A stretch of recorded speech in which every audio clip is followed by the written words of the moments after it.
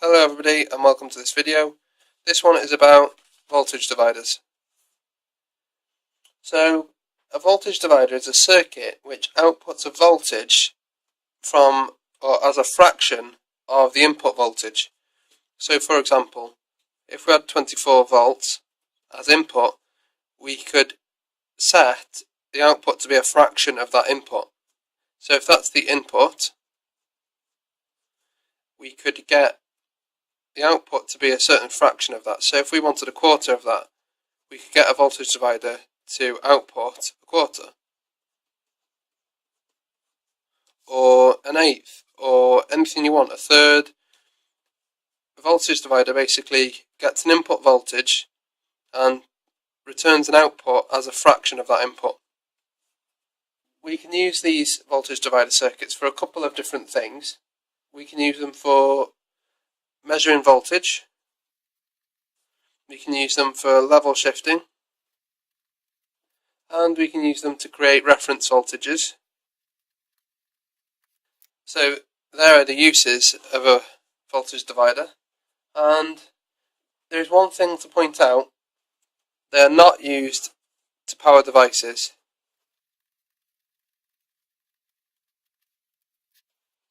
And the reason for that is because anything that is drawn from the voltage divider, from the output of the voltage divider, has to go through R1, which I'll explain R1 in a second. But basically, it's not efficient. So if you do want to power devices, you should look at switching power supplies, voltage regulators or transformers. But anyway, I'm going to go into how to use a voltage divider now. So to show you how to use one, I need to explain what it is and how it works. So I'm going to draw the schematic for a voltage divider.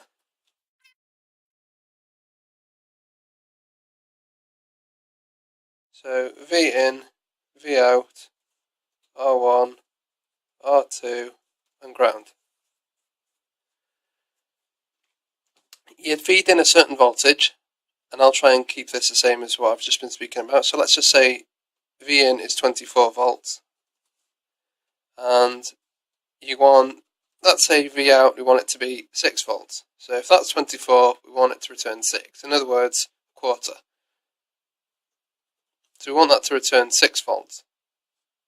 And the way it works is that the ratio of resistance of these two resistors makes this output happen.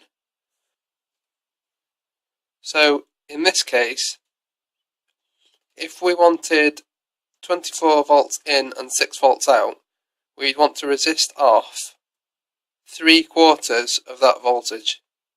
We want to resist off 3/4 of that voltage. So of 4 parts, because we want a quarter, of 4 parts, 3 parts would be resisted off here and 1 part would be resisted off here. So in this case it's fairly easy. This is 3 parts, we'll just say 3 parts and 1 part. And the way it works is very simple. The resistance of this resistor here needs to be 3 times stronger than the resistance of this resistor here. So if this was 3 ohms and this was 1 ohm, that would work. Of course, 1 ohm and 3 ohm, it's not really that easy to come by, but if you said that was maybe 300 ohms and this was 100 ohms, that would still work. It's not the actual values which make the difference, it's the ratio. It's the ratio of the resistance between R1 and R2. And that's how it divides up. So you can divide voltage up by changing the resistance of R1 or R2. Okay, so I'm going to give you some examples and some calculations. So let's say we've got 24 volts in and we want 5 volts out. You can do this. the voltage in divided by the voltage out, and this is the first part of the sum, that will equal 4.8. So now what that means is R1 is 3.8 and R2 is 1. So you basically take 1 away from that. So R1 is 3.8 and R2 is 1. And the relevance of this is R1 is 3.8 times more resistive than R2. So we can try this out now. So if we say R2 is 1 volt, R2, let's say that's 5 actually, R2 equals 5 volts, and R1 equals that multiplied by 5, which is 19. And if we just add them together to check, that's 24, so it seems to be right. In this case, if R1 resisted off 19 volts, then we'd be left with 5 volts, which is right. So going back to this, R1 is 3.8 times more resistive than R2. So we know the ratio of the resistors now.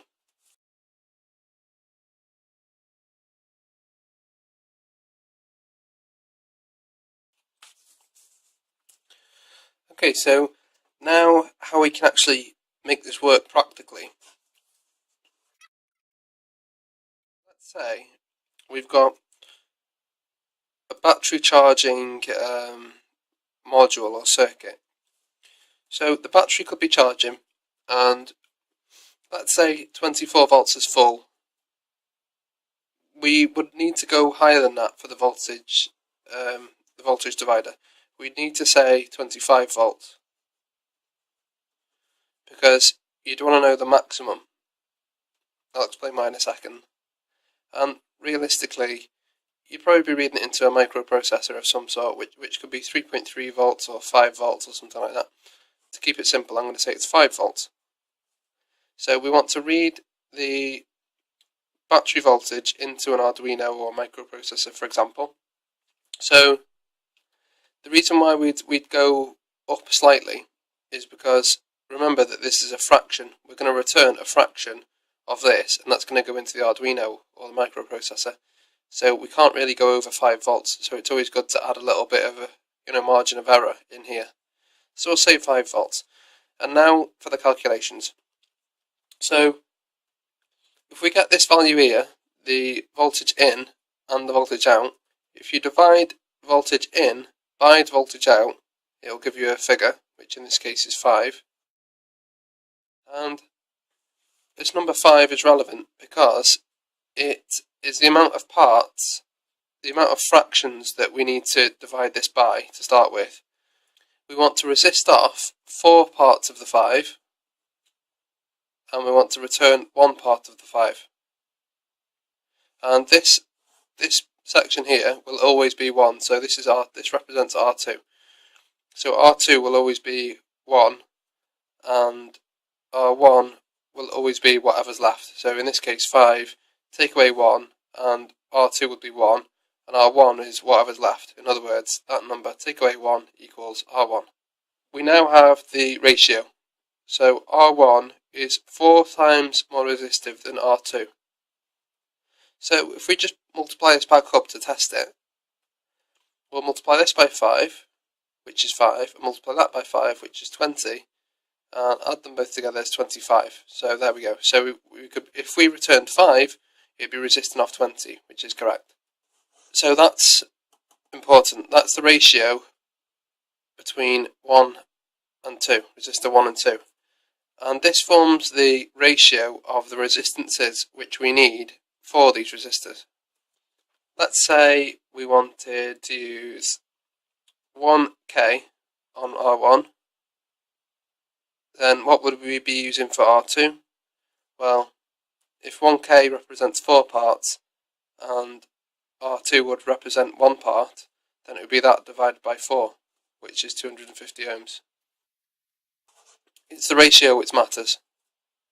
So we could find any resistors which would give us this ratio, and that would work.